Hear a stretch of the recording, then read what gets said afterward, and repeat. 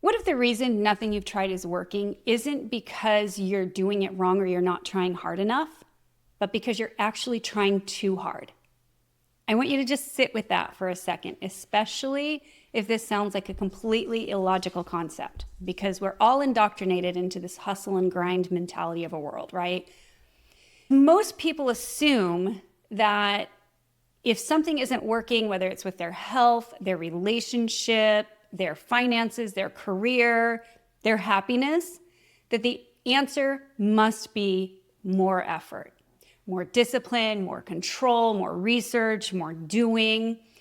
And while that might seem logical, it might make sense logically, it doesn't work that way biologically. In fact, a lot of the times, the harder you try to force an outcome, the more resistance you create. And resistance keeps your nervous system in a state of threat. That's that primal biological state of protection when everything's locked down.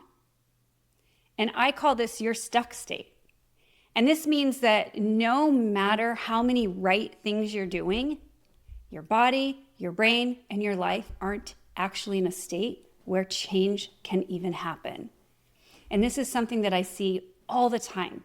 People who are doing everything they think they're supposed to be doing, and yet they're exhausted, they're overwhelmed, and they're stuck. And it's not because they're lazy. It's not because they're not trying hard enough. It's not because they're broken. And it's definitely not because they don't want it badly enough. But it's because they're trying to control the outcome instead of surrendering and trusting the process. And today I want to talk about why trying harder is often the very thing that's keeping you stuck and what actually works instead.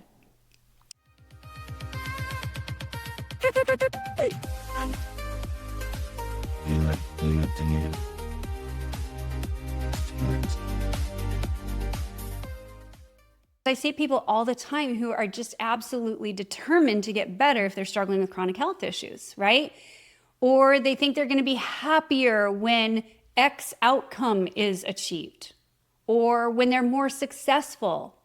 And they think the way to do that is by controlling every single variable, right? So they monitor everything, they analyze everything, they track everything, every symptom, every setback, every fluctuation in how they feel. They've got spreadsheets, checklists, color-coded routines. They're taking their supplements at exactly the right times. They're tracking their food, right? They're tracking their reactions. They're tracking their moods. They're tracking their sleep. They're listening to podcasts on 2x speed while they're grounding or while they're out on their relaxing nature walk. And there's never a moment where they're just being. It's always doing, fixing, optimizing, managing. And here's the thing, a lot of what they're doing isn't wrong things. You know, they've cleaned up their environment. We do live in a toxic, dirty waste dump of a world. I mean, let's face it, that's the truth. So limiting your exposure to toxins is a really important thing to do, right? They're drinking clean water. They're eating a pristine diet.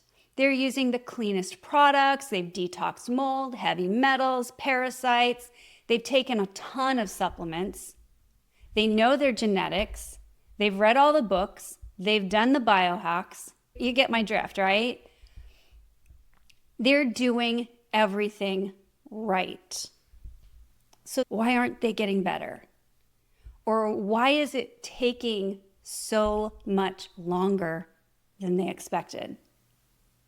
And usually the conclusion that they come to is, I must be missing something.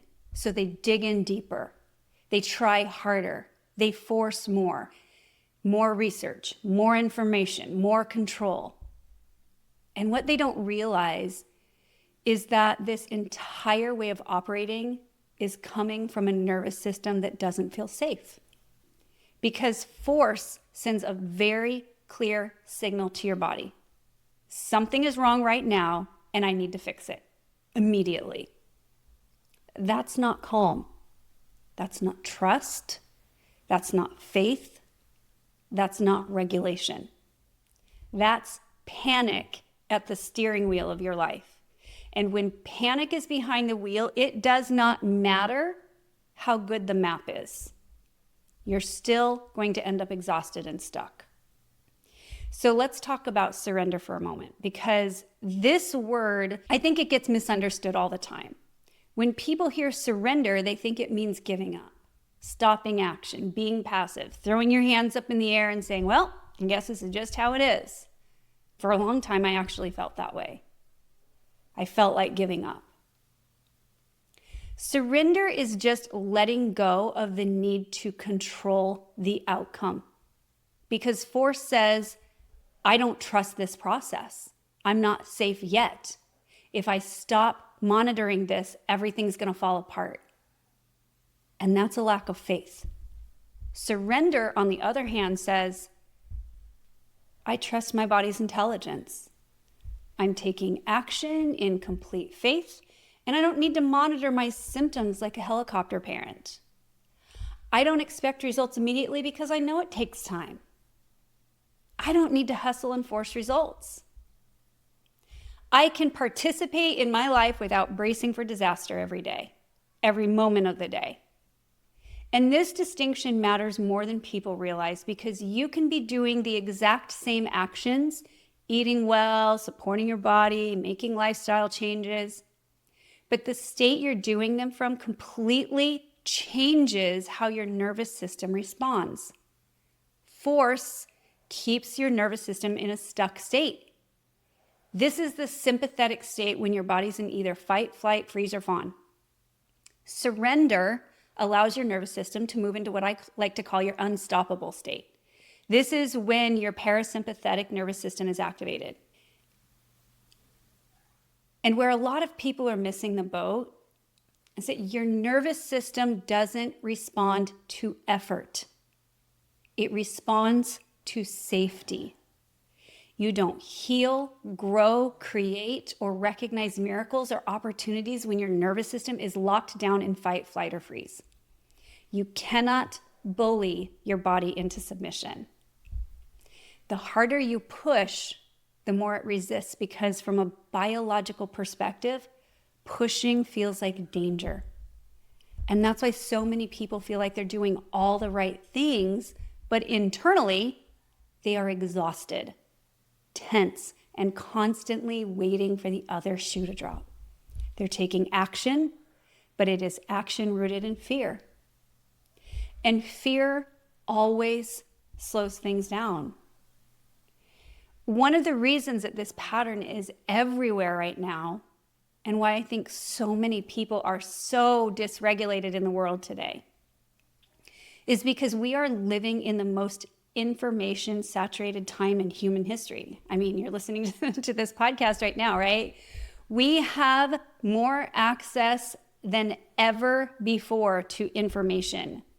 Endless amounts of information. More podcasts, more experts, more opinions, more do this, not that. You're doing this wrong. And it's all being thrown at us constantly through our phones, our feeds, our algorithms. And now we've got AI on top of everything to contend with. And that's a whole new ball of worms our brains and nervous systems have to learn to adapt to. So instead of creating clarity for the nervous system, it creates overwhelm and a whole lot of noise, right? Because now we've gotten away from really listening to and trusting our own bodies, our own intuition, our own inner guidance. Now it's questioning and second guessing every single step of the way. Am I doing this right? Should I be doing this instead? What if this person knows something I don't know? What if I'm missing the one thing that will finally fix this? That level of constant input trains your nervous system to stay alert, vigilant, scanning for danger, scanning for mistakes, fear of missing out on the one thing that might be better to get you there faster. And then we layer hustle and grind culture on top of that. Oh my gosh, we have been fed this message, just indoctrinated over and over and over again that success in anything comes from pushing harder, grinding longer, and staying ahead of everybody else. And you hear this message constantly from people like Alex Hormozi, David Goggins, and Gary Vaynerchuk, right? If you know who those guys are. The underlying message is basically, if you're tired, push harder.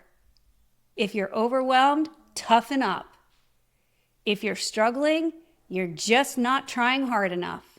You're just not disciplined enough. And I want to be really clear here. I respect discipline. I respect commitment. I respect resilience. I respect resilience above all. But I fundamentally disagree with the idea that hustle and grind and pressure and intensity are the path to health, happiness, or sustainable success in any area of your life.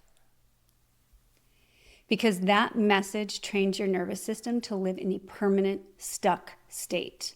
In other words, in a state of threat or danger. And a nervous system in threat doesn't heal. It doesn't receive. It doesn't create with ease. It doesn't feel safe enough to allow things to unfold. Trying harder works for machines.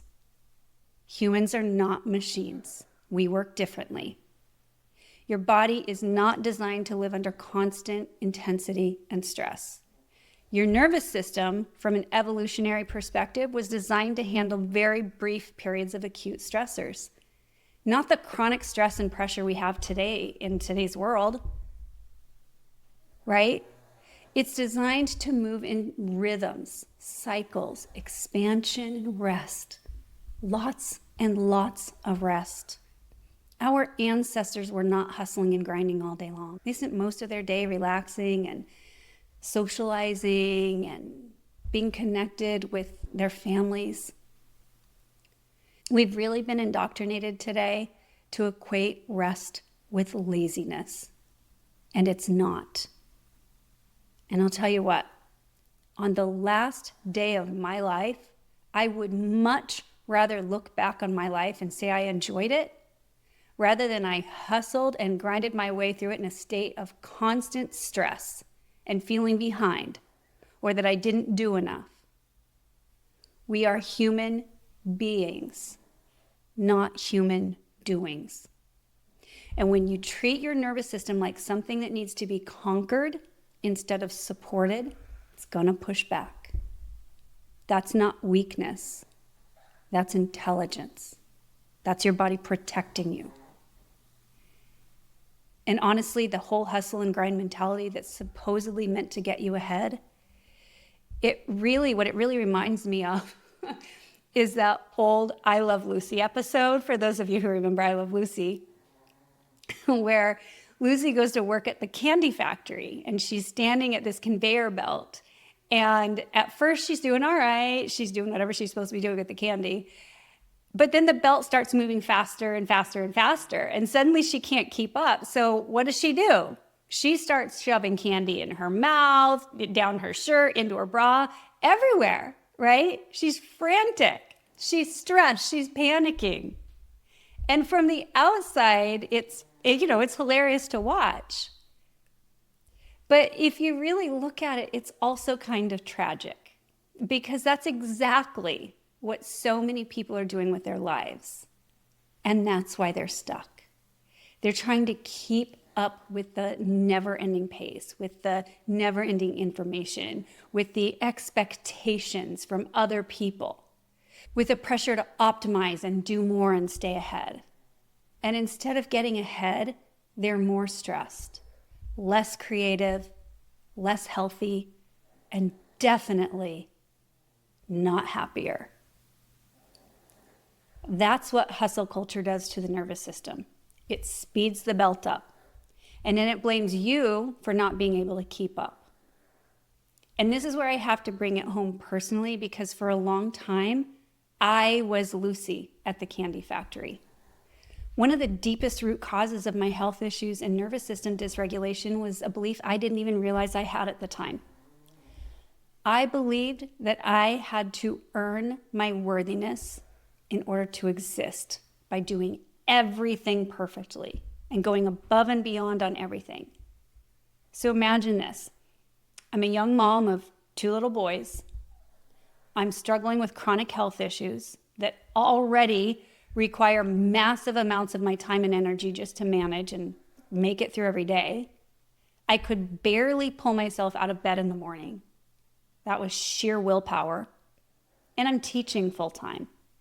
And at the end of the school day, I would rush out of my classroom to beat the daycare closing time, rush to pick up my kids, rush back home, cook dinner, take care of everything in the house, get the kids to bed, bathed, all that stuff.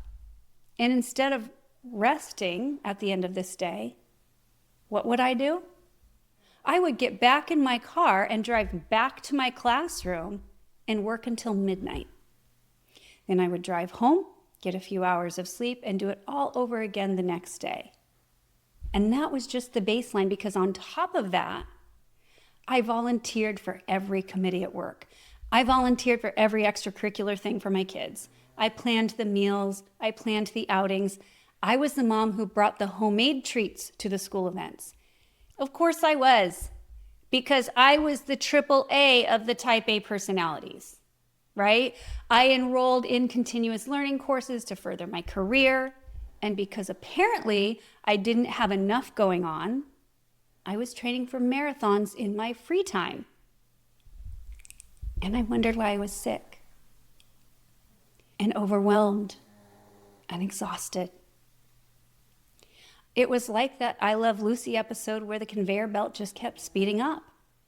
And instead of stopping it, I just kept shoving more candy into my mouth, down my shirt, and everywhere I could fit it. More doing, more proving, more pushing. And of course, if you can imagine, it wasn't just my health that was suffering. I was dealing with chronic illness, but my relationships that mattered most suffered too, with my husband, with my kids.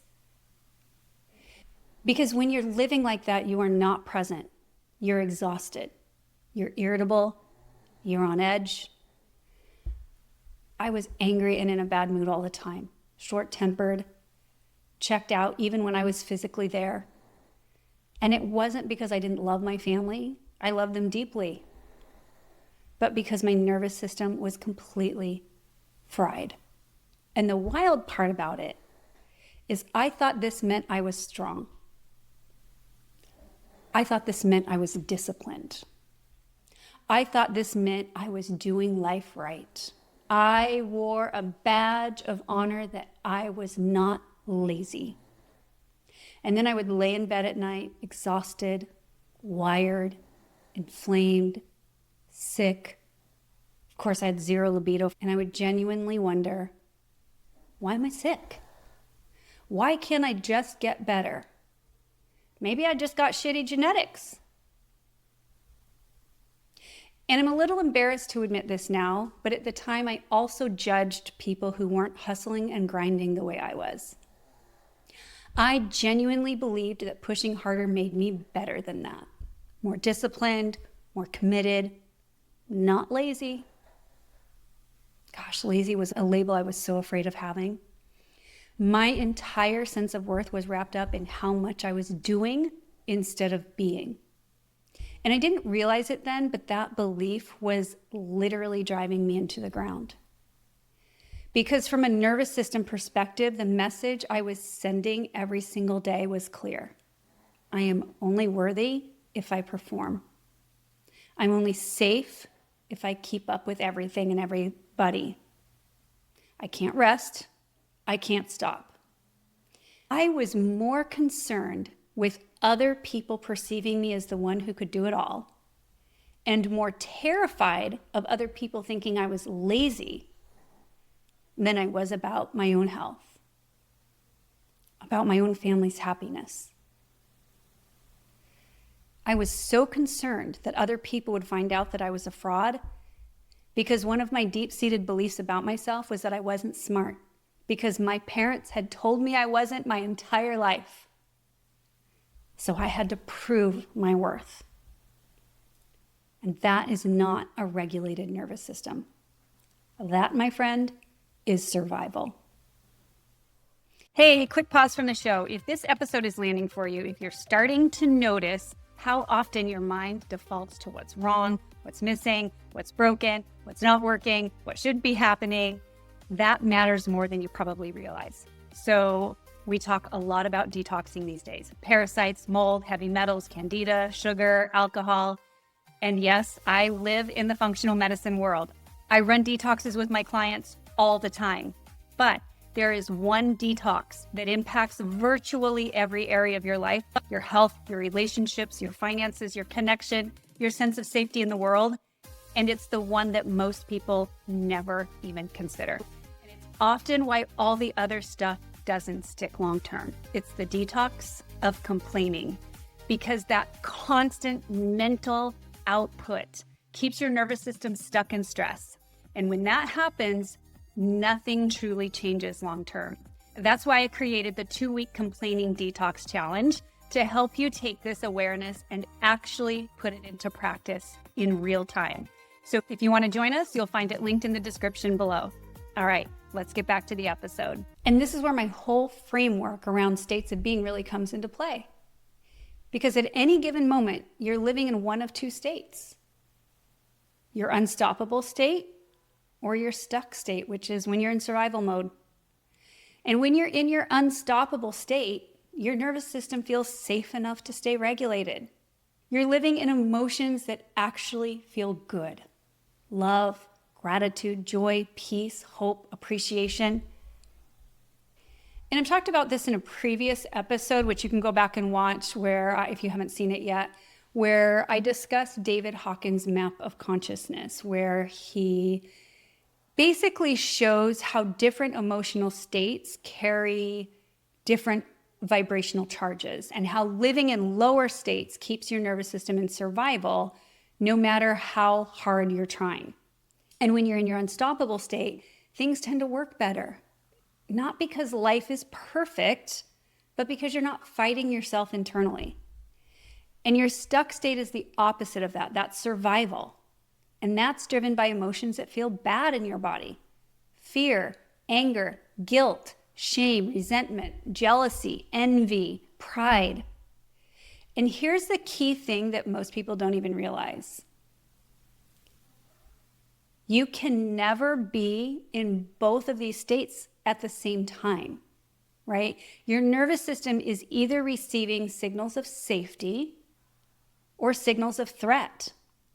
And those signals are being created by your thoughts and by the meaning that you're attaching to everything in your life. Every interaction with another person, every symptom if you're dealing with chronic health issues, every email, every text message, every number on your bank statement. So when I was living in that constant hustle, grind, prove my worth mentality mode, I was living almost entirely every second of my life in a stuck state. My body was in threat. And honestly, I was so addicted to that state that moments of joy and happiness actually felt like more danger to my nervous system. So I couldn't even truly experience it.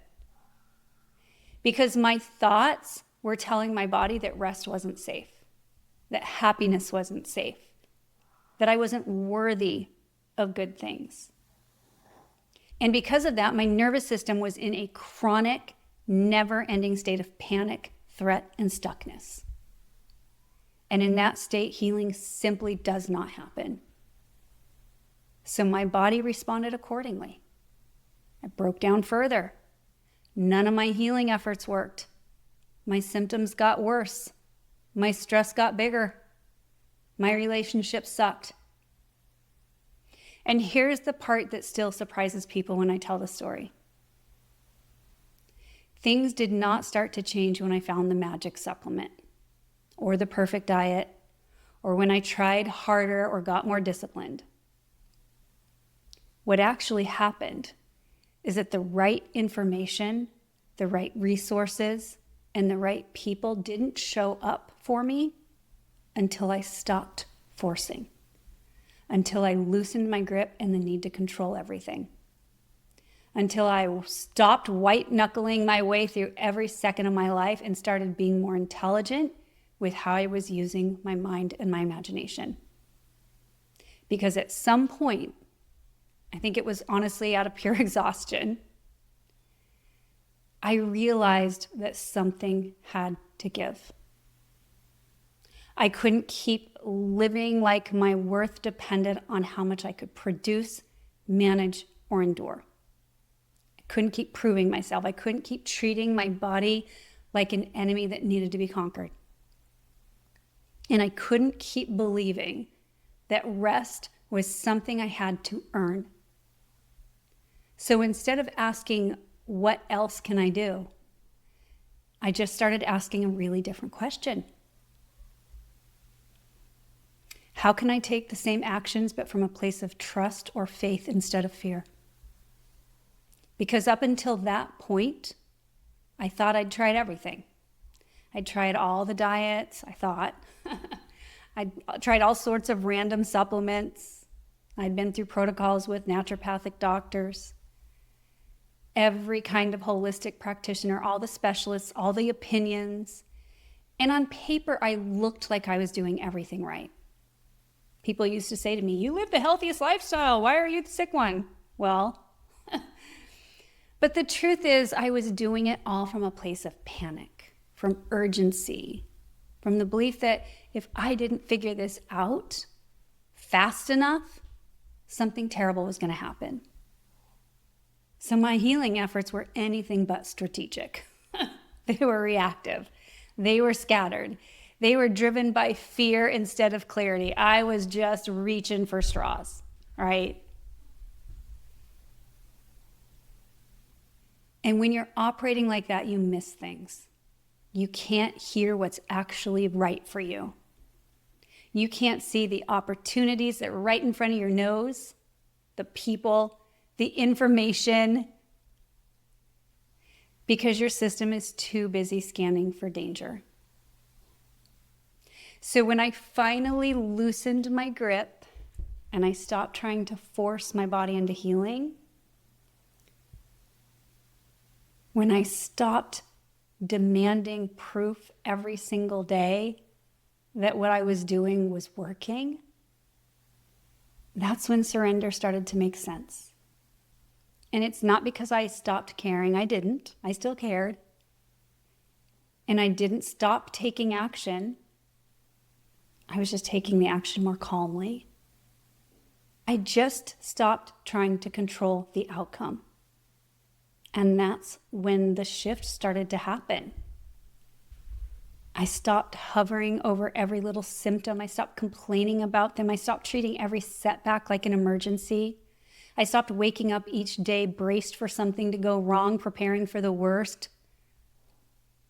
And I started doing something that felt almost absolutely ridiculous at the time. I started pretending. I started living internally as if things were already okay, even though they weren't fully reflected in my actual external reality yet. So instead of using my imagination to scare myself, I used it to create safety. And at night, as I was going off to sleep each night, I stopped replaying worst case scenarios in my mind. And I started creating new movies of me sitting in the audience at my kids' graduations, being at their weddings, holding my grandbabies. Not because that was my reality yet, because it certainly wasn't, but because my nervous system needed a different signal. It needed to experience safety and love and continuity instead of constant threat. And this is really important. I wasn't pretending that nothing was wrong. I wasn't bypassing my current reality. I wasn't just waiting around doing nothing and hoping that it would just magically get better. I was taking action, but I was taking surrendered action. Action without panic, action without obsession, action without constantly asking, Is this working yet? And this part matters because this wasn't easy. It's a really simple concept, but it was not simple to implement. My thought patterns were habits I had years of practice with. I had to retrain and rewire my thoughts. I had to get crystal clear on what I wanted and train my brain to focus on that outcome, to believe that I was already living it. And I had to be aware of when my thoughts started tumbling down the rabbit hole of doom and gloom, because I was really good at that. And I had to redirect them toward what I wanted, not what I didn't want. And I had to do it over and over and over again. Consistency is where the wins are. And something incredible started to happen. All of a sudden, my system felt calmer, right? I softened. Not overnight. It wasn't dramatic, but it was little by little. One of my friends introduced me to this quote that I love: little by little, a little becomes a lot. And that can move in any direction of your life. And then as my nervous system spent longer and longer stretches of time feeling safe, that's when things actually began to change. So I want you to think about planting a garden. You're not going to plant seeds in the ground and then go outside every single day and dig them up and check on how much the roots have grown, right? That's going to kill them. You just plant the seeds in good soil, you give them water, you give them sunlight, and then you just trust that they're growing, even when you can't see anything happening yet. Healing works the same way. So does growth, so does change. But what most people are doing is digging up the seeds over and over and over again. They take action and then they immediately analyze. They question, they worry, they assume it's not working fast enough. And every time they do that, they're sending their nervous system right back into threat. The same thing applies if you think about going to the gym. You wouldn't walk into a gym for the first time with the goal of competing in a bodybuilding competition and expect to be competition ready the next day. That'd be silly, right? Or even the next week or even the next month. You just show up consistently. You take action that's aligned with your goal. And little by little, your body adapts. You don't stare at the mirror after every single workout asking, is this working yet? You just trust the process. But when it comes to our health or our relationships, our happiness, sometimes we forget this. We expect instant results. And when we don't see them, we assume something's wrong. It's not working. But most of the time, nothing is wrong. Things are growing underground, just like those seeds.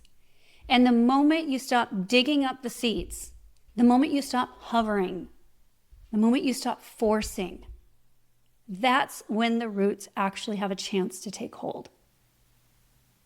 So my hope is that something we talked about today gave you a little bit of relief, a little clarity, something to think about, or maybe just permission to stop pushing so hard and loosen the grip of control. Because you don't need to force your way forward. You don't need to earn your worth. You don't need to grind yourself into the ground to prove anything. You just get to take action and trust the process. Show up, soften your grip,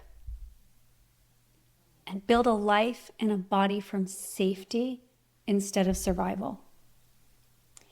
And if this episode really resonated with you and you feel like you're ready for support with this, I'd love for you to keep walking this path with me. I've linked some resources down below if you want to go deeper with this and start applying this in a really real and tangible way. And if you're listening on one of the audio platforms, subscribing and leaving me a review really helps this message reach the people who need it the most, which honestly feels like most of the people in the world today. And if you're watching on YouTube, make sure you're subscribed so that you're notified when new episodes drop. And I'd love it if you left me a comment to tell me what landed for you today in this episode, especially anything that gave you a moment of clarity a moment of relief, or a shift in perspective. I read all of the comments and I just love hearing your feedback. And if you know someone who's stuck in their head, stuck in survival, or just pushing way too hard, share this with them. That's how this work gets into the right hands. So thank you again for being here. Thank you for growing with me. I love you. I really do mean that. And I'll see you in the next episode.